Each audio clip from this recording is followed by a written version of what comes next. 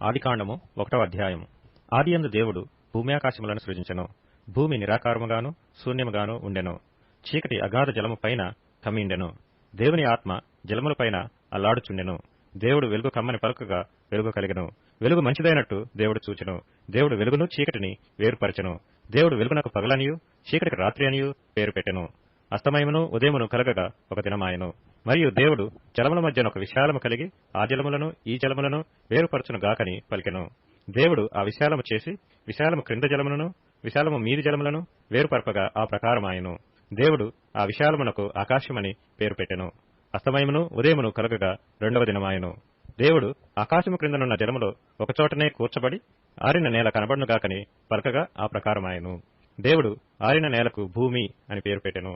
జలరాశికి ఆయన సముద్రములని పేరు పెట్టెను. అది మంచిదని దేవుడు చూచెను. దేవుడు గడ్డిని విత్తనములిచ్చు చెట్లను భూమి మీద తమ తమ జాతి ప్రకారము తమలో విత్తనములు గల ఫల వృక్షములను భూమి మొలిపించు కాకని పలకగా ఆ ప్రకారమాయెను. భూమి గడ్డిని తమ తమ జాతి ప్రకారము విత్తనములిచ్చు చెట్లను తమ తమ జాతి ప్రకారము తమలో విత్తనములు గల ఫల వృక్షములను మొలిపింపగా అది మంచిదని దేవుడు చూచెను. అస్తమయమును ఉదయమును కలగగా 3వ దినమాయెను. దేవుడు పగటిని రాత్రిని వేర్పరచున్నట్లు ఆకాశ విశాలమందు జ్యోతులు కలుగును గాకనియు అవి సూచనలను కాలములను దిన సంవత్సరములను సూచించుటకై ఇండుగాకనియు భూమి మీద వెలిగించుటకు అవి ఆకాశ విశాలమందు జ్యోతులై ఇండుగాకనియు పలికెను. ఆ ప్రకారమాయెను. దేవుడు ఆ 2 గొప్ప జ్యోతులను అనగా పగటిని ఏలుటకు పెద్ద జ్యోతిని రాత్రిని ఏలుటకు చిన్న జ్యోతిని నక్షత్రములను చేసెను. భూమి మీద వెలిగించుటకును పగటిని రాత్రిని ఏలుటకును వెలుగును చీకటిని వేరుపరచుటకును దేవుడు ఆకాశ విశాలమందు వాటినుంచెను. అది మంచిదని దేవుడు చూచెను. అస్తమయమును ఉదయమును కలుగగా 4వ దినమాయెను. దేవుడు జీవము కలిగి చలించు వాటిని జలములు సమృద్ధిగా పుట్టించునుగాకనియు పక్షులు భూమిపైని ఆకాశ విశాలములో ఎగురునుగాకనియు పలికెను. దేవుడు జలములలో వాటి వాటి జాతి ప్రకారము జలములు సమృద్ధిగా పుట్టించిన మహామత్స్యములను జీవము కలిగి చెలించు వాటినన్నిటినీ దాని దాని జాతి ప్రకారము రెక్కలు గల ప్రతి పక్షిని సృజించెను. అది మంచిదని దేవుడు చూచెను. దేవుడు మీరు ఫలించి అభివృద్ధి పొంది సముద్ర జలములలో నిండి ఇండుడనియు పక్షులు భూమి మీద విస్తరించునుగాకనియు వాటిని ఆశీర్వదించెను. అస్తమయమును ఉదయమును కలగగా 5వ దినమాయెను.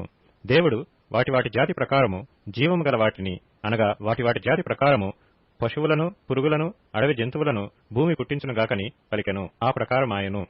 దేవుడు ఆయా జాతుల ప్రకారము అడవి జంతువులను ఆయా జాతుల ప్రకారము పశువులను ఆయా జాతుల ప్రకారము నేలను ప్రాకు ప్రతి పురుగును చేసెను. అది మంచిదని దేవుడు చూచెను. దేవుడు మన స్వరూపమందు మన పోలిక చొప్పున నరులను చేయుదుము. వారు సముద్రపు చేపలను ఆకాశ పక్షులను పశువులను సమస్త భూమిని భూమి మీద ప్రాకు ప్రతి జంతువును ఏలుదురుగాకనియు పలికెను. దేవుడు తన స్వరూపమందు నరుని సృజించెను. దేవుని స్వరూపమందు వారిని సృజించెను. స్త్రీనిగాను పురుషునిగాను వారిని సృజించెను. దేవుడు వారిని ఆశీర్వదించెను.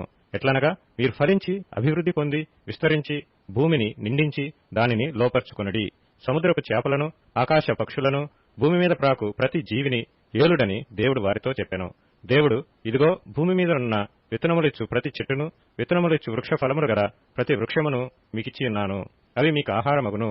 భూమి మీద నుండు జంతువులన్నిటికీ ఆకాశ పక్షులన్నిటికీ భూమి మీద ప్రాకు సమస్త జీవులకును పచ్చని చెట్లన్నీయు ఆహారమగునని పలికెను. ఆ ప్రకారమాయెను. దేవుడు తాను చేసినది యావత్తును చూచినప్పుడు అది చాలా మంచిదిగా నుండెను.